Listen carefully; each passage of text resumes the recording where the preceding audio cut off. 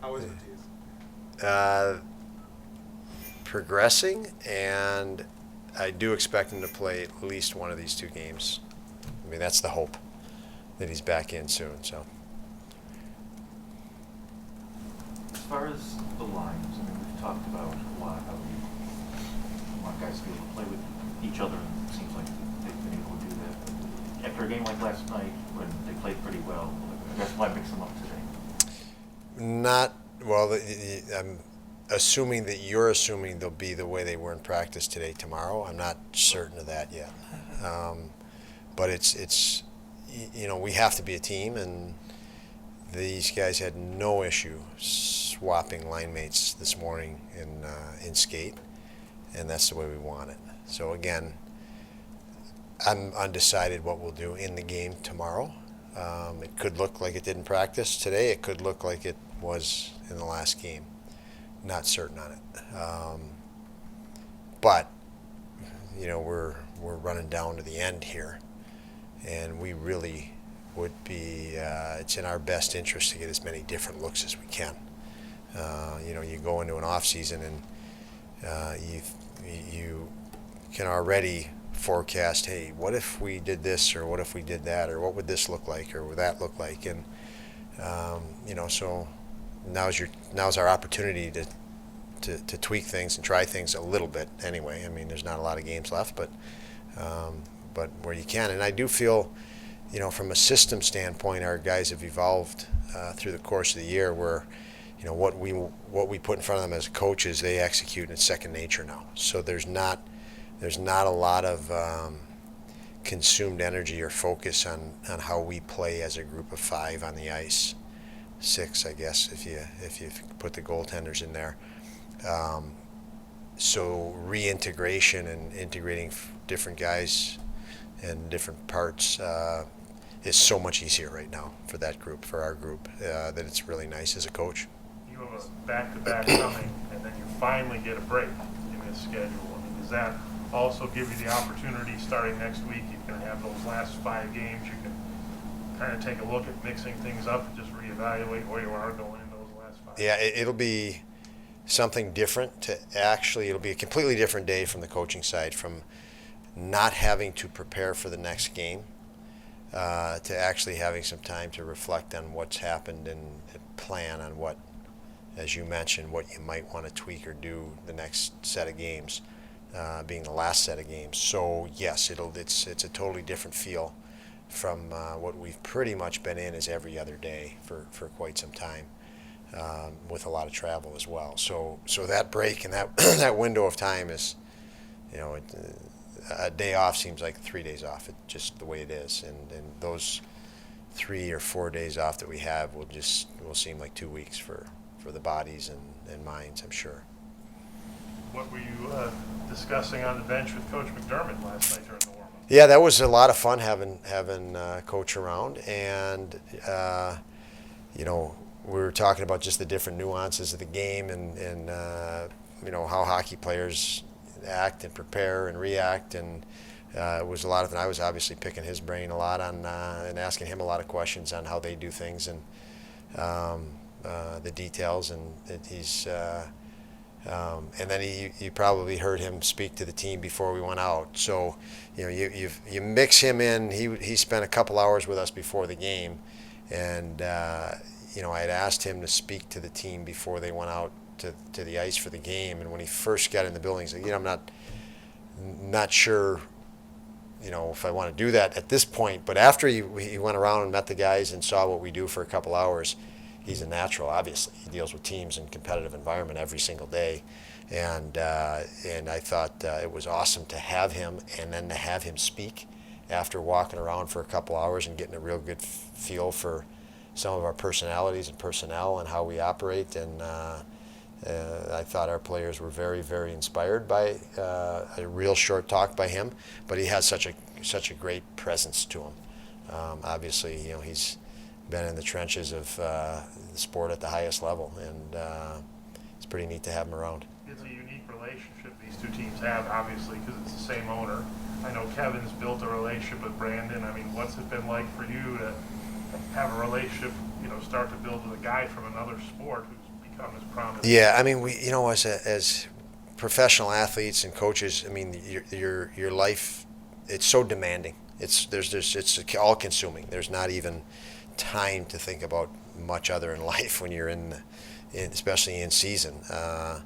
And so when I do see him text, which is fairly frequent in my opinion, based on his intense schedule, it's pretty darn nice. And it was from the first moment I took the job, through the off season, through trade deadlines, through whatever, he sends a text, and it's pretty special knowing how intense his schedule is and knowing he's in the middle of a season, to get a text from him. And again, we watch them as professional athletes and a professional team, and we see the kind of the precedent they've set, the standard they've set, and that's been very motivating for our group and myself personally. And to be able to have that relationship with him is definitely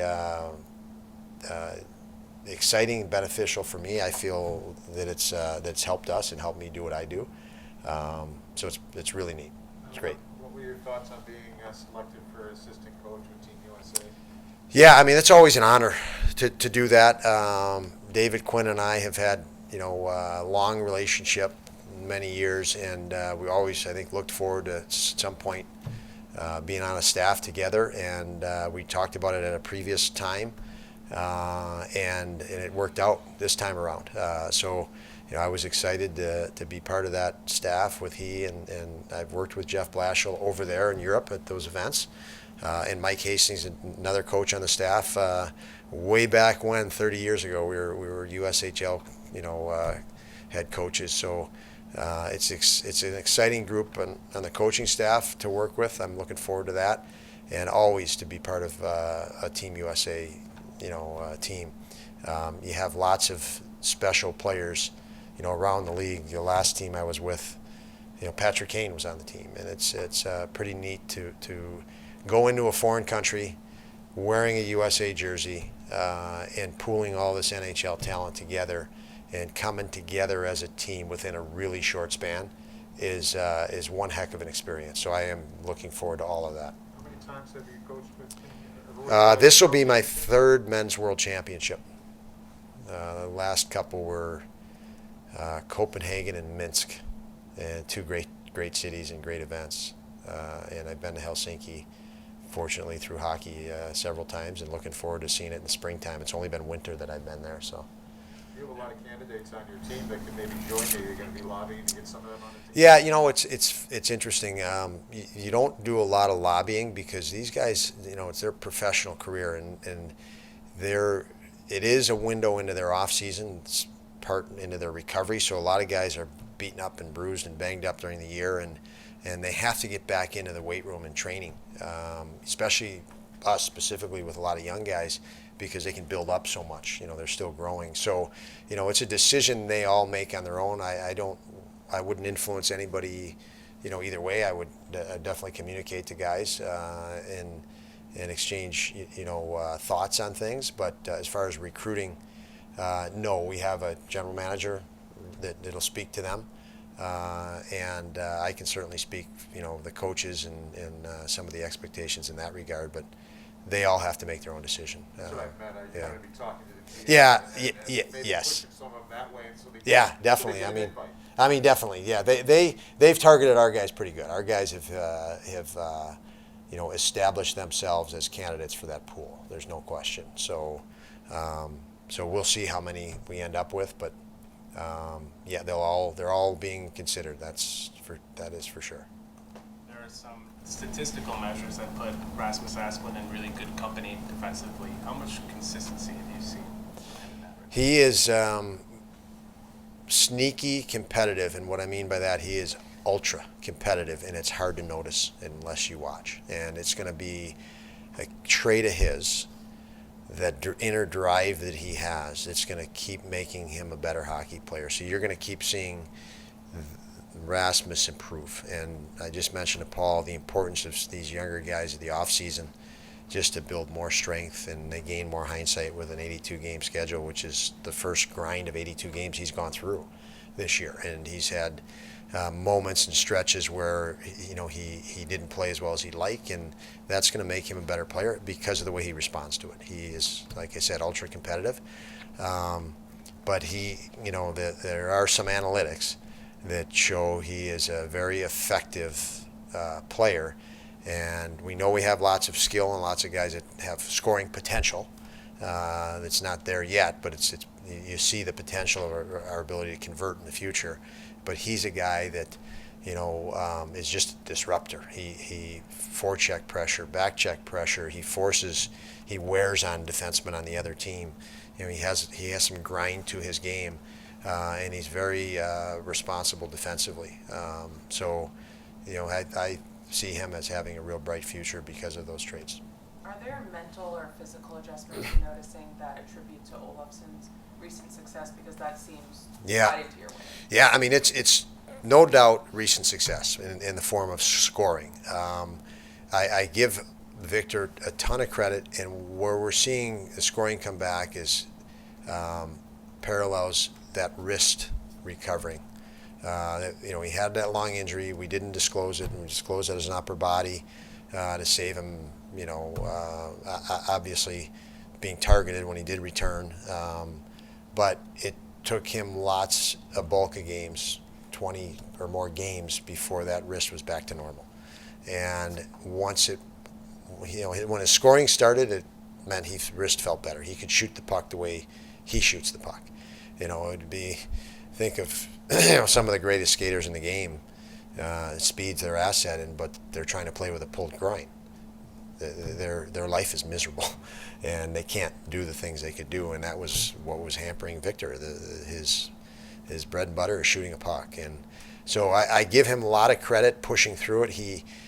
While pushing through that span, he had to figure out other ways through his, creatively, how can I get on the score sheet, or how can I help the team? And so I think that's why I felt comfortable. He's going to come out of this a better player. This adversity is actually going to force him to look inside within himself and look for other ways that he can make himself a better player now that he can't shoot a puck. And he did that. And so now we're seeing that combined with his shooting, and he's a better player. He's a better 5-on-5 player as a result. So the injury, there was a silver lining to that injury that I think is worth noting, and it's a credit to him to push through that.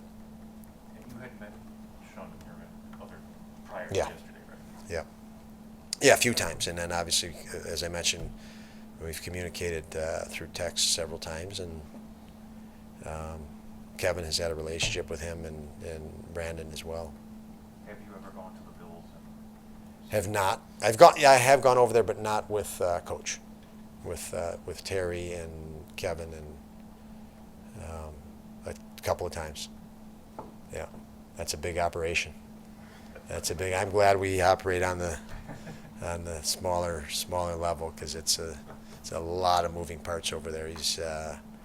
I think he mentioned to me yesterday they have 18 different coaches, or right around that amount, and that's big staff. So, Thank you. yeah. Thank you.